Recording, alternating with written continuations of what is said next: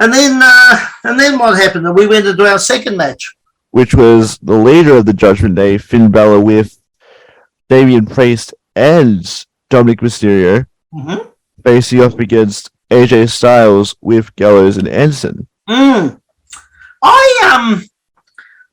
actually, in a funny sort of way, I was sort of looking forward to this match a bit, and it did not disappoint me. Yeah.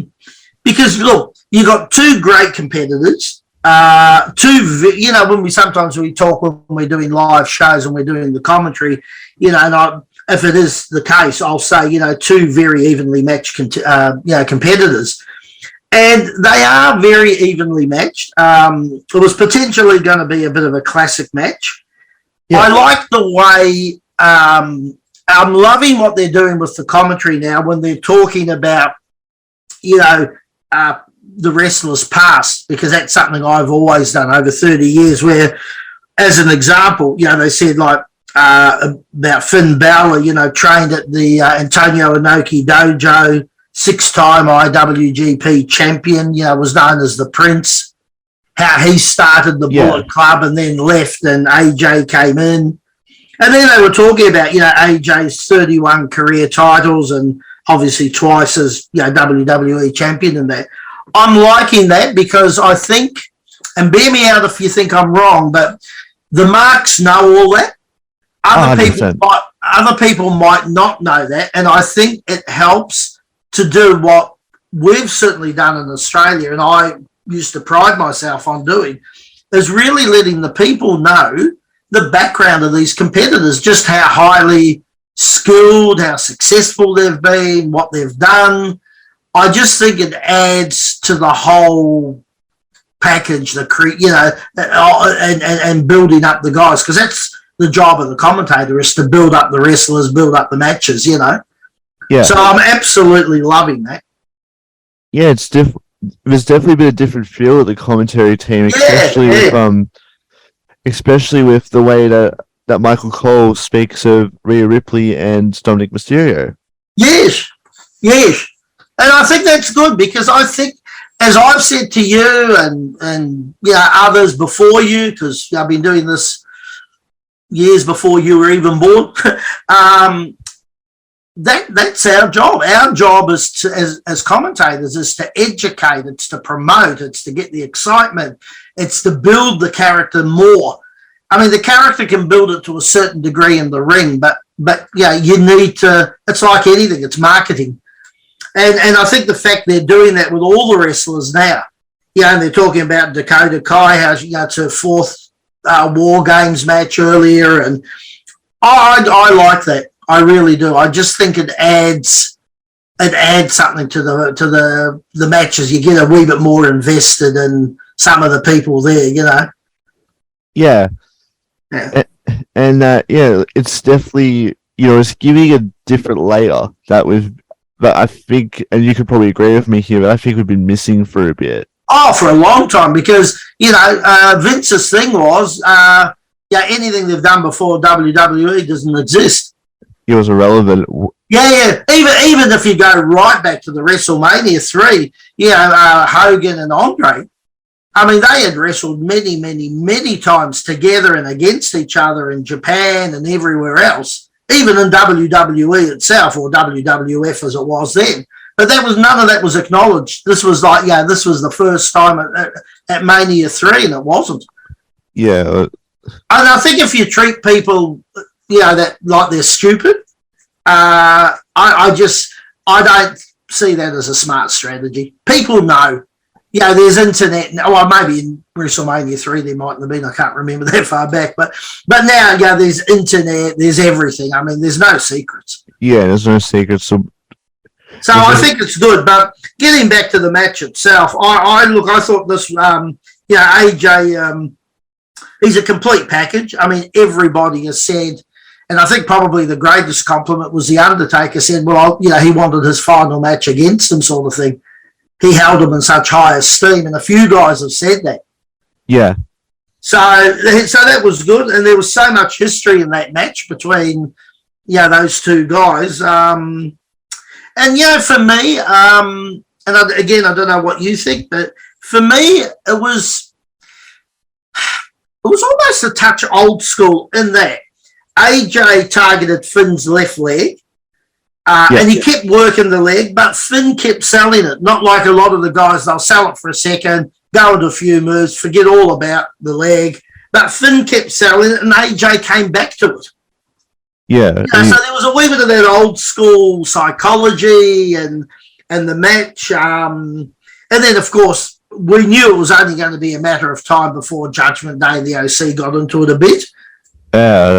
Which they sort of did and got them out of the way, which I think was good, because you didn't want that finish or that match to be finished like corrupted because of either OC or Judgment Day. The one thing I don't like is, when they're fighting in the crowd.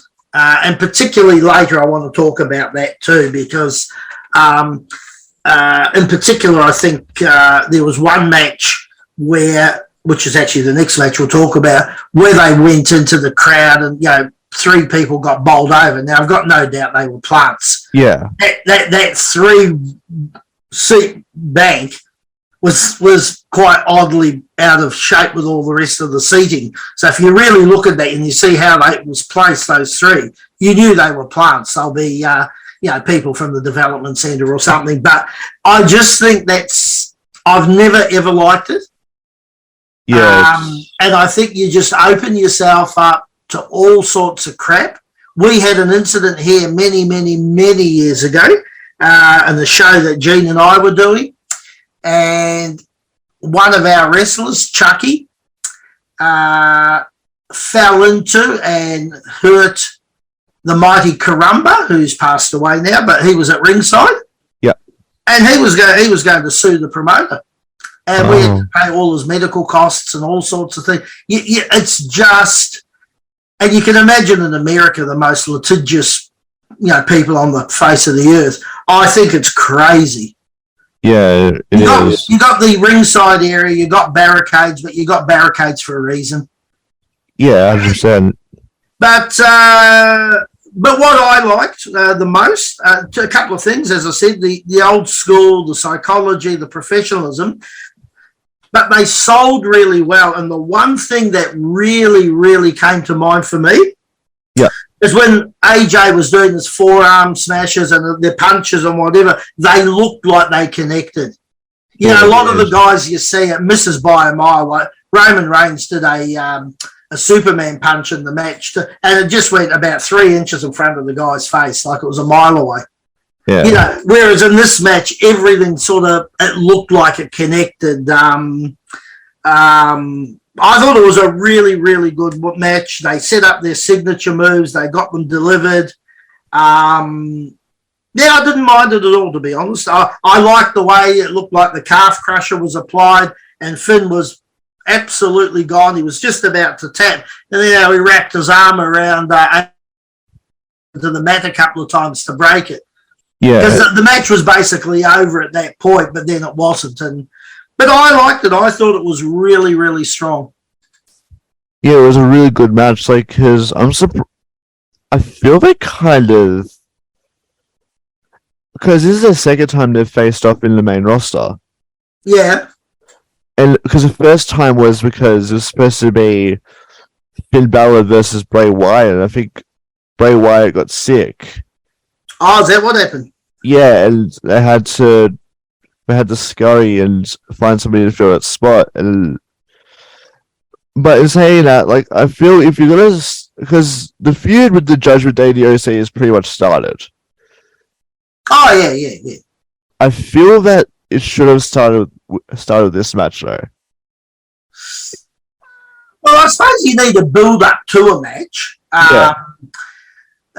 So you got to start somewhere. And again, it depends where they're looking to take it. I mean, can they make it last as long as Mania? I don't believe so.